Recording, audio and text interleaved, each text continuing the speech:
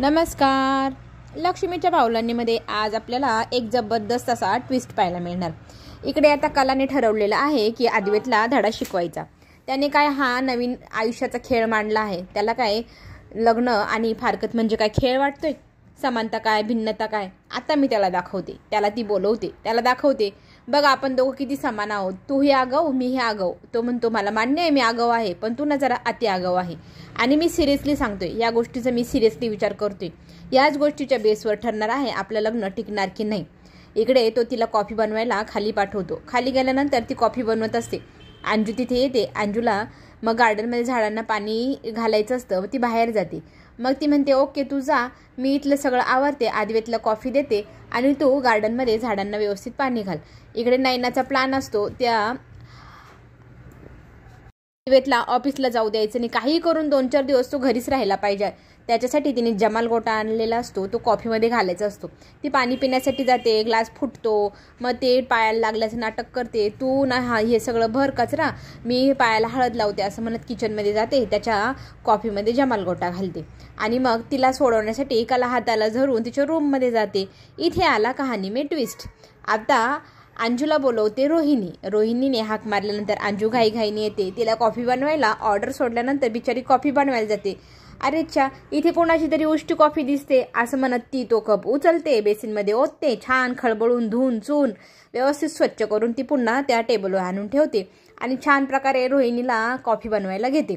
Coffee बनवत असतानाच तिथे जोरजोरात तिकडे आगाऊ हाक मारत असतो, मला कॉफी मिळेल का अंजू, तू तरी दे. मग तिकडनं कला चिडते, अरे आम्ही पण कामातच आहोत, आणते ना, सांगितलं ना, इथे कॉफी बनत आहे, आणते मी लगेच, तू जरा धीर धर असं म्हणत ती कॉफी घ्यायला जाते. इथे मग होता कुठे गेला.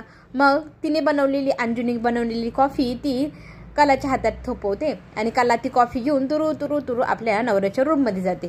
त्याला म्हणते किती रे घाई तुला असते, ही घे तुझी कॉफी असं म्हणत त्याला कॉफी देऊ करते. आणि मग तो म्हणतो मला वेळेत सगळं हवं असतं, मला ना उशीर झालेला आवडत नाही, माहिती आहे ना.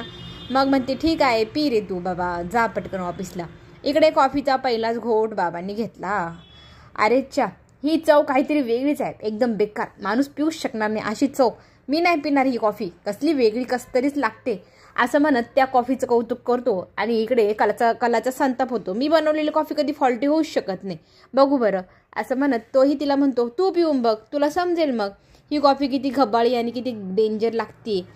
आता हे सगळं बाहेरून नयना ऐकत असते. नयनाला ना फार अभिमान वाटत असतो, मी मिसळलेल्या जमाल गोट्यामुळेच ती कॉफी अशी लागते. आता त्यांनी ती पिली, बिचारा जुलाब होईल, घरीच राहील, ऑफिसला जाणार नाही, तिकडे माझा नवरा ऑफिसमध्ये चमकेल. पण होणार इथं मात्र वेगळंच ट्विस्ट, जबरदस्त ट्विस्ट. इथे कलाला अंजूला बोलवते, कॉफी मी बनवली कुठे, तर ती सांगते मला वाटलं उष्टी आहे, तुम्ही बनवलेली कॉफी फेकली, नवीन बनवली आणि तीच कॉफी मी बनवलेली कॉफी ही आहे. आता अद्वैतला इथं लक्षात येतं आपल्याला कलाच्या हातच्या कॉफीची किती सवय जबरदस्त झालेली आहे. कोणी दिलेली कॉफी आपल्याला पटतच नाही आहे. आपल्याला असं वाटायचं अंजूने कॉफी दिली काय आणि कलाने दिली काय, याच्यात फरक आहे. पण नाही, बायको ती बायकोच. आता त्याला बायकोचं महत्त्व कळणार आणि इथून मोठे ट्विस्ट आता इथून तयार होणार.